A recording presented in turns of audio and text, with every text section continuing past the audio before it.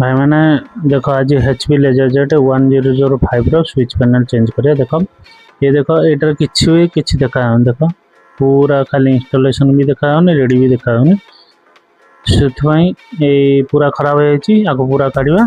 देख नुआ फिश गोटे मगेची देख नुआ फिसटा मगेची पूरा कवर खोलली बहुत माने जो जिनस मगा सी पूरा बहुत सिक्योर साथ कवरिंग कर देख नुआ फिसटा काली देखुच ना नुआ फिसटा तो चलो ए चेंज करवा।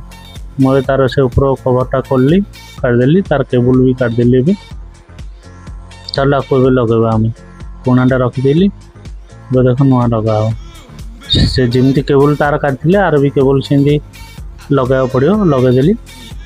एबे देख पुराटार केमती देखा आप देखी ए देख नुआटार केमती देखा देख नुआटार भाई देख पूरा फिटिंग करदेली तार ऊपर नट लगुच लगा पचे आग चेक करदे देख देख देख मुझे देख ऑन करुच्ची देखो सिस्टम ऑन कर सीपूटा कंप्यूटर ऑन कर देख इंस्टॉलेशन पूरा देखला सेटा किसी देखा ना देख पूरा देखला रेडी मोड रेडी भी पूरा देखला सेटा खराब थिला।